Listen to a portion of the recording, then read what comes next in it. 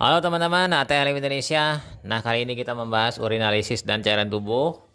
Materi kita membahas tentang tes dan interpretasi cairan sendi. Jadi kita membahas cairan sendi bagian kedua. Nah, cairan sendi itu merupakan cairan diaspirasi dari sendi dengan viskositasnya biasanya kental. Untuk analisis gangguan akibat infeksi atau inflamasi pada area persendian. Nah, analisis cairan sendi itu meliputi ya teman-teman makroskopi, mikroskopi, kimia, serologi di laboratorium medik. Nah, mungkin saja nanti ada tambahan pemeriksaan lain khusus ya. Oke, lanjut kita mulai dulu dengan pendahuluan. Cairan sendi adalah cairan rongga viskos atau cairan yang kental yang terdapat dalam rongga sendi.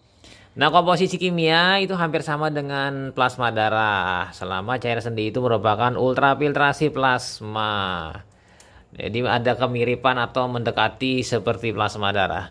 Nah, fungsi cairan sendi itu adalah yang pertama menyuplai makanan bagi kartilago sendi. Jadi wilayah persendian sana, tulang dalamnya ya, tulang rawannya di sendi. Yang kedua sebagai pelumas dan pelindung sendi. Oke ya, jadi ada dua fungsi dari cairan sendi.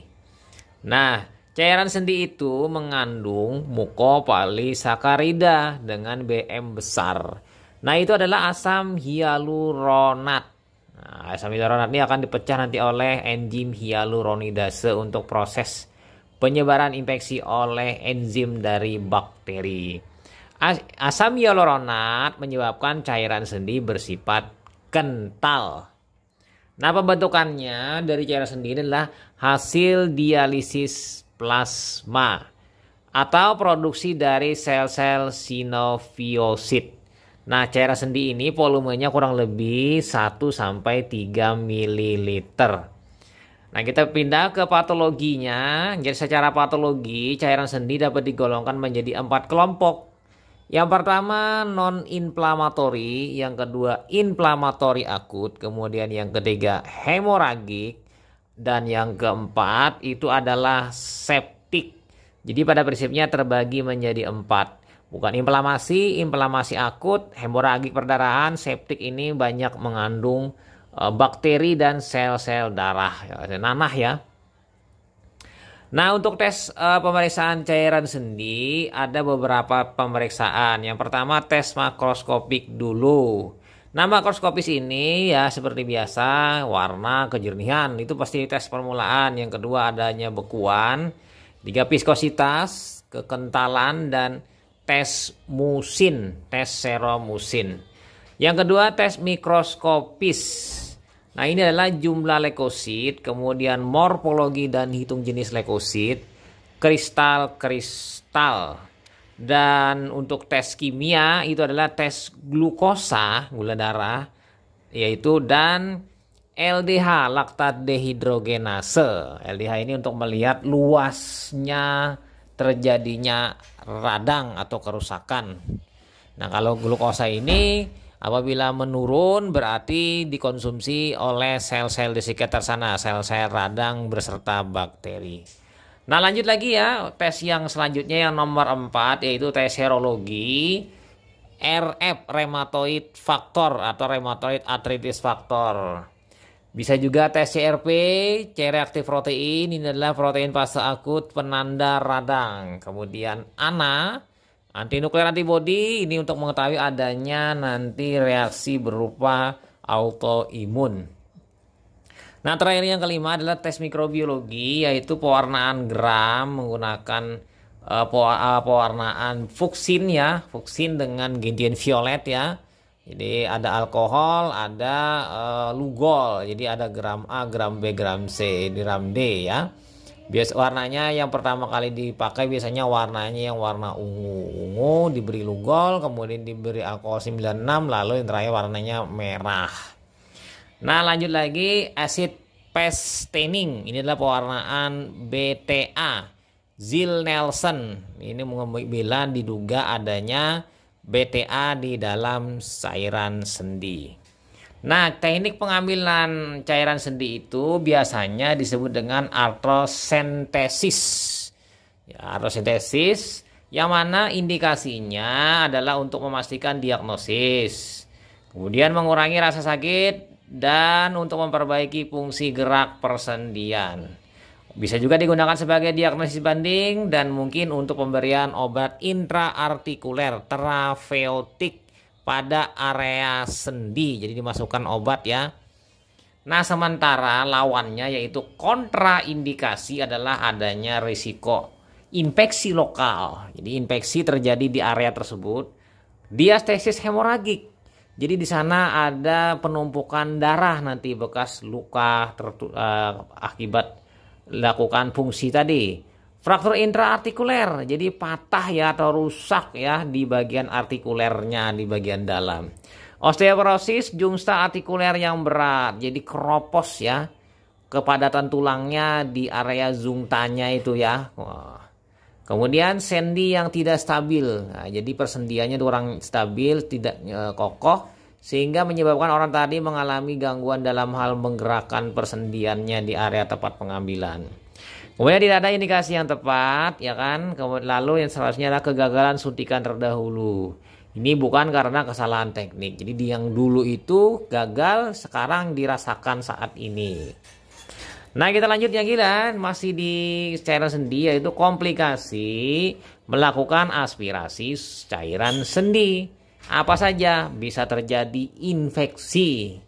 Nah, jadi berisiko terjadinya infeksi pada area tersebut. Yang kedua, perdarahan, ya kan? Yang ketiga, kerusakan kartilage sendi, ya kan, rusak atau ruptur tendoligamen. Jadi robek di wilayah tendonnya atau ligamennya, tempat di dekat sekitar area sendi. Jadi ini adalah komplikasi bila melakukan aspirasi cairan sendi. Nah, kita pindah lanjut ke teknik artrosentesis. Apa saja yang diperlukan, yaitu alat dan bahan, yaitu spuit dan jarum disposable 19-25 ya kan, yang umum. Kemudian pulpen untuk menandai titik yang akan dilakukan proses pengambilan ya, aspirasi disuntik. Lalu anestesi lokal, lidocaine, etil klorida spray, kapas alkohol, kain kasa, yodium, tabung aspirasi sebanyak 4 buah. Jadi ini dulu yang disiapkan sebelum melakukan kegiatan teknik pengambilan cairan sendi di artrosentesis. Nah, cara kerjanya bagaimana untuk pengambilan sendi? Cara kerjanya yaitu pertama, penyuntikan dilakukan dalam keadaan steril dan alatnya dalam kondisi steril, sekali pakai buang. Jadinya tentukan tempat pengambilan yang tepat dan tandai dengan pulpen. Karena dengan menandai pulpen itu akan mempermudah proses penusukan dan arah atau pengambilannya tepat, ya kan? Kemudian yang ketiga, atur posisi penderita dalam keadaan rileks. Jadi dia santai, lakukan asepsis, pemberian antiseptik ya. Di sini bisa menggunakan iodium ya dan kapas alkohol. Antiseptiknya di tempat suntikan. Lalu beri anestesi lokal dengan tadi lidocaine, infiltrasi ya, dan semprotkan di wilayah situ. Lakukan aspirasi secara perlahan-lahan. Nah, cairan dapat diambil 10-20 ml, sedot saja cairan tadi. Lalu tampung ke dalam tabung yang telah disiapkan. Tadi disiapkan sebanyak 4 buah tabung. Pertama, tabung 1 tanpa antikoagulan untuk tes makroskopik. Sementara tabung 2 dengan antikoagulan EDTA untuk tes mikroskopik. Jadi melihat sel ya. Nah, tabung ketiga adalah tabung harus steril berisi heparin atau EDTA untuk tes mikrobiologi. Nah, ini untuk biakan nanti atau pemeriksaan yang pewarnaan ya, gram atau pewarnaan BTA. Tabung keempat tanpa antikoagulan untuk tes kimia dan serologi, imunologi. Nah, ini RAF ya, tadi RAF, CRP, ANA, kemudian untuk tes kimia, HOPROPS ya kan, untuk pemeriksaan adanya seromusin yang membeku. Nah, kita mulai ya dengan tes makroskopis. Dimulai dengan warna dan kejernihan, yaitu prinsip Setiap kelainan memberi warna dan kejernihan berbeda. Nah, ada beberapa interpretasi hasil. Yang pertama, normal itu tidak berwarna dan jernih. Sementara kuning muda adalah artritis traumatik, osteoartritis, dan artritis reumatoid ringan ya. Kalau warna kuning, inflamasi spesifik dan non-spesifik itu biasanya kadar leukositnya sangat tinggi. Lalu ada silos atau siloid serupa susu, itu adalah artritis reumatoid dengan efusi kronik, virai, dan obstruksi limfatik. Ini mungkin ada nanti ditemukan mungkin kristal ya. Lalu ada nanah atau frulen, ini artritis septik karena infeksi bakteri sehingga diproduksi nanah. Ada juga seperti darah hemoragik, itu karena trauma, hemofilia, dan sinovisitis pilonodularis hemoragik. Nah, bila warna kecoklatan, kuning kecoklatannya perdarahannya sudah lama sehingga dari yang merah tadi berubah menjadi coklat. Nah, kita pindah yang nomor 2, itemnya yaitu bekuan. Prinsipnya fibrinogen menyebabkan sampel membeku karena terbentuk benang-benang fibrin. Untuk interpretasi normal di atas 1 jam tidak membeku. Positif bekuan ada proses peradangan makin besar bekuannya, makin berat peradangannya. Jadi bekuannya besar, radangnya makin berat. Nah, kita pindah ke viskositas atau kekentalan. Prinsipnya di sini ya, teman-teman, adanya asam hyaluronat menentukan viskositas cairan. Nah, untuk interpretasinya ada sebagai berikut. Pertama, normal bila ukuran panjang tetesan lebih dari 6 cm tanpa putus. Jadi ini benang panjang ya. Yang kedua, viskositasnya tinggi, panjang tetesan tanpa putus 4-6 cm. Inilah non-inflamatorik. Ini bukan karena inflamasi. Nah, viskositasnya menurun, kurang dari 4 cm itu kasus inflamatorik akut dan septik. Jadi karena kasus inflamasi akut dan septik ya, adanya infeksi bakteri. Nah, lanjut lagi, viskositas bervariasi, ini mungkin saja hemoragik, itu tidak dapat dipakai untuk diagnosis banding. Karena di sini hemoragik itu adalah kasus dengan adanya darah, mungkin darah karena trauma pengambilan atau memang perdarahan di area tersebut sebenar-benarnya. Jadi dua hal yang mungkin akan terjadi silang pendapat dan mengurangi ketajaman diagnosis. Nah, lanjut lagi ya, nomor 4, tes musin. Prinsipnya asam asetat dapat membekukan asam hyaluronat dan protein. Nah, di sini asam hyaluronat akan membeku dengan adanya asam asetat ya. Seperti biasa, asam asetat mampu memberikan pH yang cukup rendah ya, sekitar 5. Lalu dia akan membekukan asam hyaluronat. Nah, interpretasi pertama adalah musin baik atau normal. Itu terlihat satu bekuan kenyal dalam cairan jernih. Sementara musinnya sedang, itu bekuan kurang kuat dan tidak mempunyai batas tegas dalam cairan jernih. Ya, perlu di sini kan adalah RA ya. Di sini kemungkinan RA, rheumatoid arthritis. Nah, sementara musinnya itu jelek, itu bekuan terjadi berkeping-keping ya, dalam cairannya keruh. Ini penanda adanya infeksi, misalnya saja infeksi bakteri viogen atau bakteri yang menghasilkan nanah. Nah, kita pindah ke tes mikroskopis. Yang pertama adalah jumlah leukosit. Nah, bagaimana prinsipnya? Nah, prinsipnya di sini sampel diencerkan, NaCl 0,9% dan dimasukkan ke dalam bilik hitung hemositometer dengan memperhatikan faktor pengenceran. Jumlah leukosit dapat diketahui N per V kali V. Nah, di sini kenapa menggunakan NaCl? Karena NaCl ini ideal sekali hanya sebagai pengencer, bukan memberikan efek warna. Dan NaCl ini tidak menyebabkan bekuan sebagaimana asam asetat pada larutan truk. Jadi tidak diperkenankan menggunakan asam asetat larutan truk. Nah, interpretasi di sini ya, normal jumlah leukosit kurang dari 200 sel per milimeter kubik.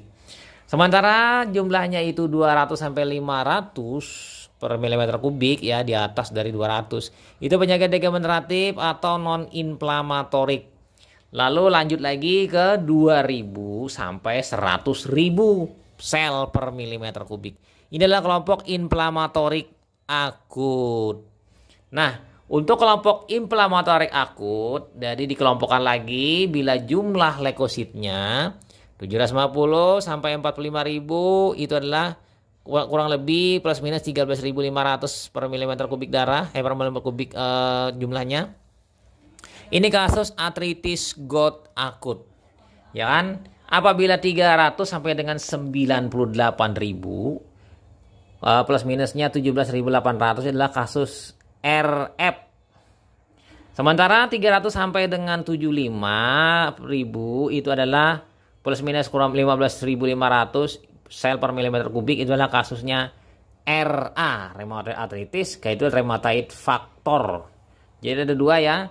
Nah, sementara bila jumlahnya itu 20 ribuan sampai dengan 200.000 di atas lagi, ini adalah kelompok septik atau infeksi, ya kan? Nah, kalau di bahasa daerahnya infeksi. Nah, di sini kita kelompokkan yang pertama 2.500 sampai 105 sel per milimeter kubik, itu adalah artritis TB. Artritis TB ya, penyebabnya TB, tuberkulosis. 1.500 sampai 108.000 sel per milimeter kubik atau 14.000 kurang lebih itu adalah artritis gonore. Nah, jadi adanya karena artritis karena gonoroe. Sementara 15.600 sampai 213 sel per milimeter kubik, 65.400 rata-ratanya itu adalah artritis septik. Artritis radang sendi karena septik, infeksi bakteri. Nah, 200 sampai dengan 10.000. Nah, ini adalah kelompok hemoragik, ya kan? Nah, kita pindah lagi dari kelompok-kelompok ini. Selanjutnya kita masuk ke morfologi dan hitung jenis leukosit pastinya ya. Nah, prinsipnya di sini cairan sendi dihapuskan di atas kaca objek kemudian diwarnai. Ya kan, untuk interpretasi normal jumlah neutrofil kurang dari 25%. Karena kehadiran neutrofil ini merupakan sel-sel penanda radang. Semakin banyak jumlahnya maka semakin besar ya proses peradangan di tempat tersebut. Yang kedua, kelompok inflamatorik akut. Nah, ini kasusnya terjadi pada beberapa kasus, yaitu artritis gout akut 48 sampai 94%. Kemudian lagi RF 8 sampai 89%, RA 5 sampai 96%. Nah, sementara kelompok satunya, kelompok dari septik, itu ada artritis TB 29 sampai 96%, artritis GO 2 sampai 96%, artritis septik 75 sampai 100%. Dan kelompok selanjutnya adalah kelompok hemoragik. Ini adalah kurang dari 50% ya untuk melakukan penghitungan ya. Oke, kita pindah lagi, lanjut. Setelah morfologi dan hitung jenis, kita pindah ke mana? Ke kristal-kristal. Nah, untuk kristal prinsipnya jenis kristal itu tergantung dari jenis kelainan yang akan ditemukan di dalam cairan sendi secara mikroskopik. Nah, kita tahu bahwa kristal itu akan berindeks bias ya, membentuk sebuah kaca seperti kaca.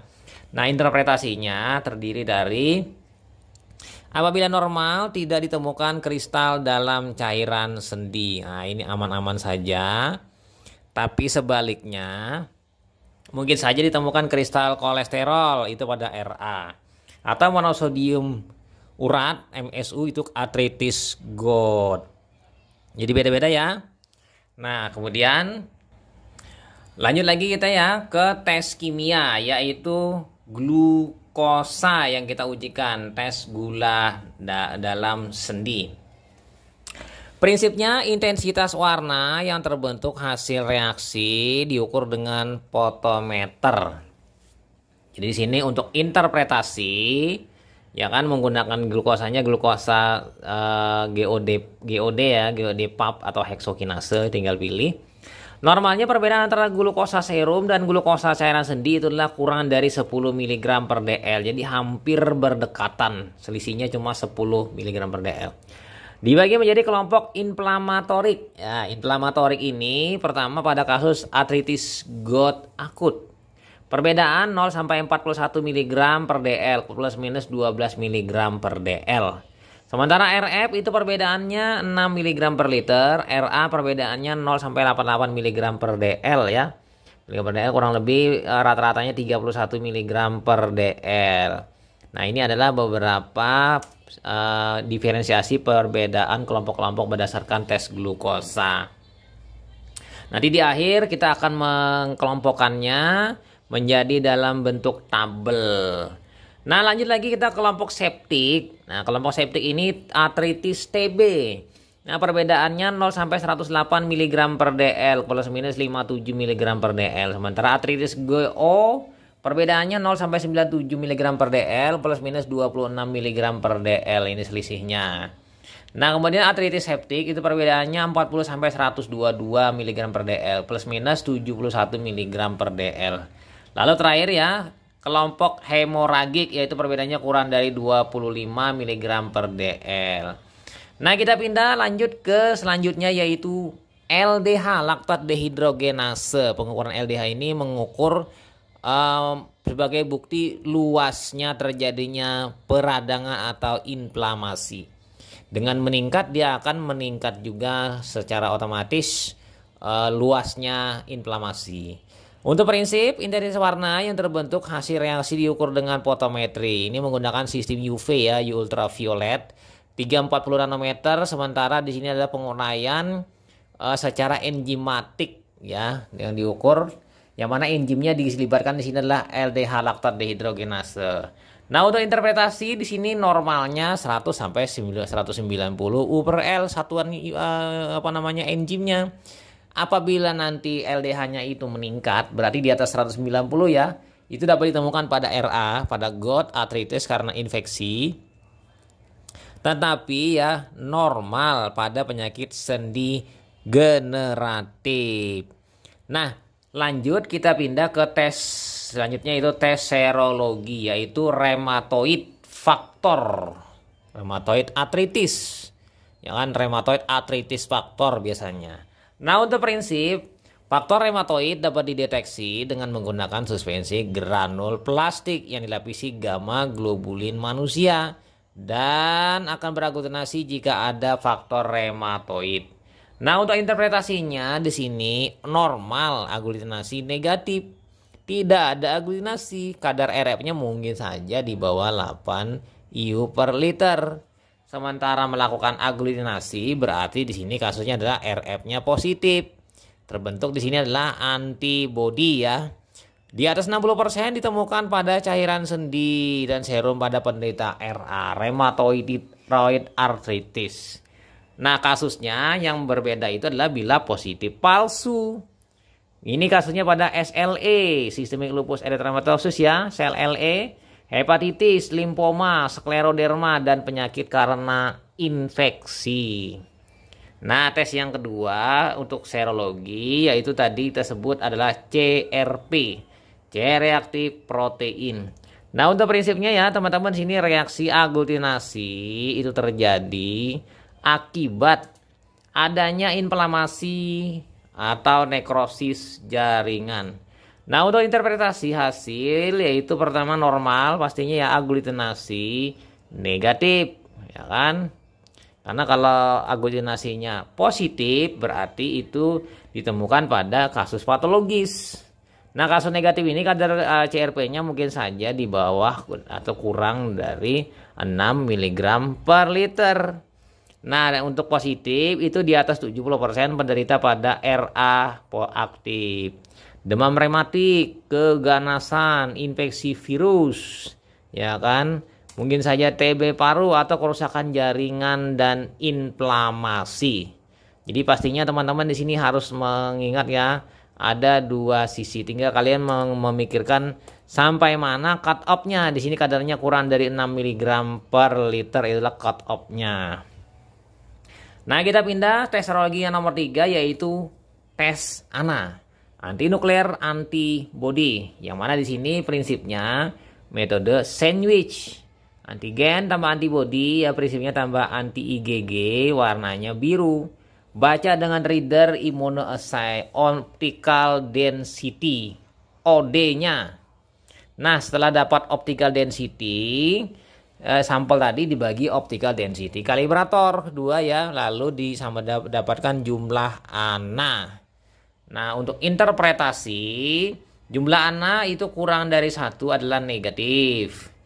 Habis itu kalau ANA di atas 1 itu dapat dikatakan positif, dia ada ANA.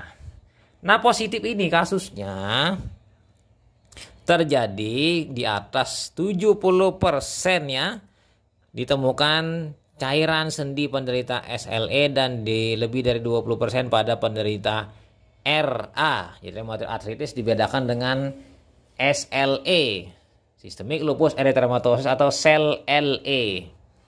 Nah, kita pindah lanjut ke tes mikrobiologi. Ini tujuan secara mikrobiologi.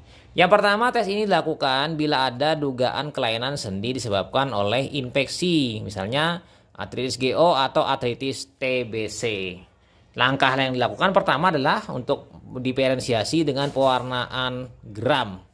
Nah, prinsipnya bakteri gram positif akan tetap mengikat warna ungu meskipun ada penambahan alkohol ya, dan fuksin atau safranin. Sementara bakteri gram negatif akan melepaskan warna ungu ya, dan mengambil nanti zat warna merah karena dilunturkan oleh alkohol. Jadi fuksin atau safranin berwarna merah. Untuk interpretasi hasil, gram positif itu berwarna bakteri bentuk batang itu artritis TBC, gram negatif bakteri berbentuk kokus itu artritis GO, ya kan? Nah, lanjut lagi, setelah itu kita pindah pewarnaan gram ke pewarnaan BTA atau tahan asam. Pewarnaan tahan asam pas acid staining, prinsipnya kuman akan mengambil warna sesuai sifatnya, yang mana di sini apabila tahan asam dia tetap berwarna merah karena zat warna yang dimasukkan tadi tidak bisa luntur oleh proses pemberian asam. Sementara apabila luntur, maka dia akan mengambil zat warna kontras ya, zat warna kedua yaitu methylene blue. Interpretasinya ya teman-teman, BTA positif itu bila basil terlihat berwarna merah. Kemudian BTA tidak positif atau tidak ada, itu badan basil tidak berwarna merah. Nah, teman-teman bisa melihat ini adalah sediaan yang dibuat, lalu setelah dikeringkan dan lalu diperiksa di mikroskop, ada yang berbentuk batang langsing ya, panjang berwarna merah, itu adalah BTA. BTA ini biasanya Mycobacterium tuberculosis. Nah, teman-teman, sebagai penutup dalam materi kali ini kita membuat sebuah algoritma analisis cairan sendi. Nah, di situ ada item tes normal, non inflamasi, inflamasi, septik dan hemoragik. Jadi normal ya kan yang jernih, ya kan kental. Kalau non inflamasi itu bukan karena inflamasi, ya kan bukan radang. Yang ketiga adalah inflamasi karena radang. Lalu yang terakhir septik. Septik ini adalah terinfeksi bakteri dan adanya di situ juga leukosit yang jumlahnya banyak. Sementara apabila ada eritrosit maka disebut dengan perdarahan atau hemoragik. Nah, beda-bedanya teman-teman bisa melihat di sini dari warna dan kejernihan. Di situ kan ada perbedaannya tuh. Tidak warna ada jernih, kuning muda transparan, kuning keruh transparan ovak, kuning keruh transparan ovak, merah santokrom transparan ovak. Nah, sementara volumenya ya, volumenya di sini kita melihat kalau normal itu kurang dari 3,5, inflamasi lebih dari 3,5. Inflamasi lebih dari tidak lebih dari 3,5 ml, septik juga, hemoragik juga. Nah, untuk bekuan biasanya normal, untuk normal itu negatif, non inflamasi negatif, kemudian inflamasi positif. Kemudian septik positif, hemoragik negatif. Viskositas tinggi, menurun, bervariasi. Musin baik, cukup, jelek, bervariasi. Sementara leukosit kurang dari 200, lebih ke kurang dari 5.000, 2.000 sampai 100.000, 20.000 sampai 200.000, di bawah dari 10.000. Sementara ya untuk neutropil itu normalnya kurang dari 25%, non inflamasi kurang dari 25%, apabila inflamasi di atas 50%, apabila septik di atas 75%, ya kan hemoragik di bawah 50%. Nah, glukosa normalnya kurang dari 10, non inflamasi kurang dari 10, inflamasi di atas kurang dari 25, septikemia kurang dari 25 sampai 60, hemoragik kurang dari 25. Nah, untuk kultur nanti normal ya jelas negatif. Non inflamasi negatif juga, inflamasi negatif juga. Yang positif nanti adalah yang septik ya, karena di situ ada bakteri dan leukosit. Hemoragik juga negatif. Nah, kira-kira itu ya algoritma analisis cairan sendi sebagai penutup dari materi kali ini. Semoga memberikan manfaat bagi teman-teman dan selamat belajar. Sampai jumpa di video-video selanjutnya. Jangan lupa subscribe dan bunyikan lonceng notifikasi untuk mendapatkan video-video terbaru dari saya ATLM Indonesia. Semoga memberikan banyak manfaat bagi teman-teman. Sampai jumpa di video selanjutnya. Saya Ahmad Lem pamit. Bye.